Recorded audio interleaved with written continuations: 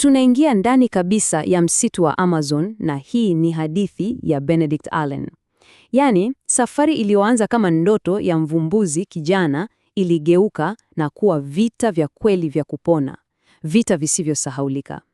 Ni hadithi ya matumaini, kukata tamaa na mwishowe sadaka moja kuu. Haya ni maneno ya Benedict mwenyewe na yanatuonesha uzito wa hali tangu mwanzo. Unajua, ile safari iliyojaa matumaini makubwa ilikuwa karibu kumgharimu kila kitu. Sasa, ili kuelewa jinsi mambo yalivyofika hapa, hebu turudi nyuma kidogo.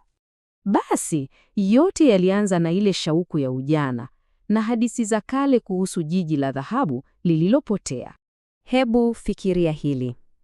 Una miaka 22 tu. Umejaa ndoto za kuwa kama wale wavumbuzi wakubwa wa zamani. Benedict Allen alikuwa na lengo moja tu akilini: kulipata El Dorado, lile jiji la kihistoria la dhahabu. Na kwake, msitu wa Amazon ulikuwa kama uwanja wa michezo. Okay, hapa sasa ndipo tunaona tofauti kubwa kati ya ndoto na uhalisia. Benedict alijiona kama shujaa, lakini ukweli halisi ni kwamba alikuwa mgeni asiyejua lolote. Alikuwa anawategemea waongozaji wake kwa kila kitu. Na huu uzembe wa kutojua hatari iliyokuwa mbele yake ndio ulioweka msingi wa maafa yaliyokuwa yanamfuata. Ile ndoto ilianza kugeuka na kuwa jinamizi pale tu walipokutana na watu ambao hawakuwatarajia kabisa. Walipokuwa wanakaribia eneo walilodhani ni El Dorado, walikutana na kambi ya wachimbaji haramu. Kiongozi wao anaitwa Mendes. Alijifanya mtu mwema, akamwahidi Benedict kumwongoza. Lakini Benedict alihisi, kuna kitu hakiko sawa. Kulikuwa na hali ya wasiwasi hewani. Usiku huo, Benedict aliamka ghafla, akasikia mazungumzo ya kutisha. Ni Mendes na wenzake walikuwa wanapanga kumuua. Ghafla, hofu na adrenalini vikamjaa. Hapa ilikuwa ni suala la kuishi au kufa. Yaani, hakukuwa na hata sekunde ya kufikiri. Ile silika ya kutaka kuishi ilichukua usukani. Alimnyakua mbwa wake, akakimbilia kwenye mtumbwi na kutoweka gizani mtoni. Lakini kuwakimbia wachimbaji haikuwa mwisho wa matatizo. La hasha, huu ulikuwa ni mwanzo tu wa jinamizi lingine, jinamizi jipya na la kutisha zaidi. Mambo yalibadilika kwa kasi ya ajabu. Baada ya siku 3 za kupigana na mto, akiwa amechoka na kukata tamaa, mto wenyewe ulimgeuka. Na hii ajali haikuwa ya kawaida. Ilimnyang'anya kila kitu alichokuwa nacho cha kumsaidia kuishi.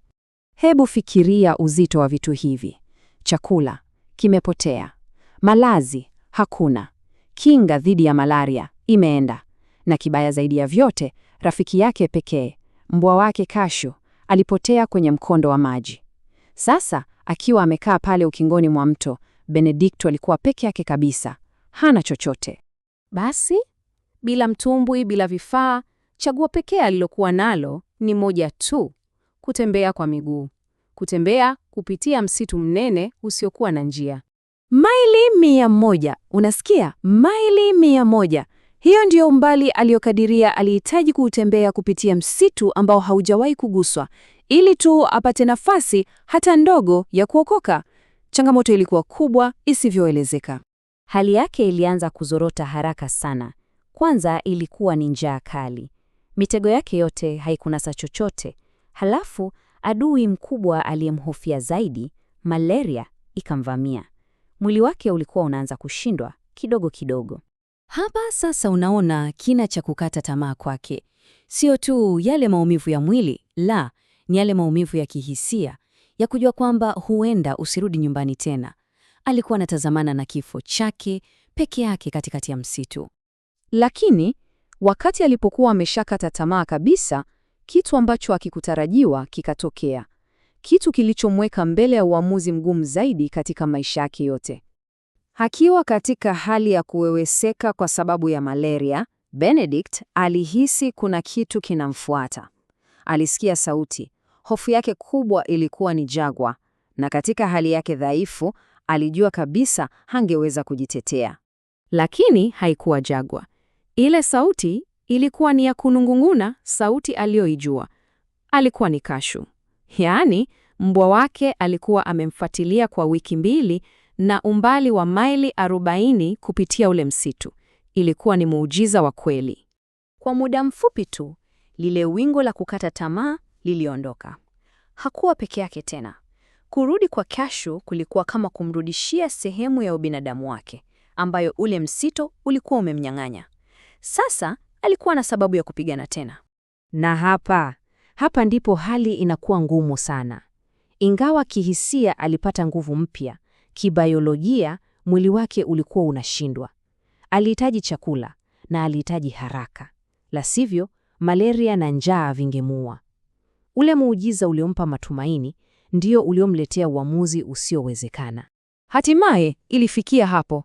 Maisha yake au maisha ya Kashu. Akiwa anaweweseka, akijua masaa yake ya mwisho yamefika, alifanya uamuzi wa kutisha. Alimchukua rafiki yake, ule muujiza wake, na kutoa sadaka kuu ili yeye aishi. Baada ya lile tendo la kutisha, akiwa amepoteza matumaini yote, kitu kilitokea. Aliona tawi limekatwa, kisha lingine. Alikuwa amepata njia, na ghafla aliona mwanga wa jua, akajikuta anaingia kwenye bustani ya mtu. Alikuwa amefika, alikuwa ameokoka. Yule mkulima alimtunza kwa siku 3 kabla hajafikishwa hospitalini, na huko alipata nafuu kamili. Ile safari yake ya kuzimu ilikuwa imefika mwisho. Jambo la kushangaza ni kwamba badala ya kumvunja, tukio hili lilimfinyanga Benedict. Liliimarisha shauku yake ya uvumbuzi na kuongoza maisha yake yote yaliyofuata. Ile sadaka kuu aliyoitoa msituni haikuwa ya bure. Ilimpa maisha mapya, maisha yaliyojengwa kwenye mipaka ya uwezo wa binadamu kustahimili.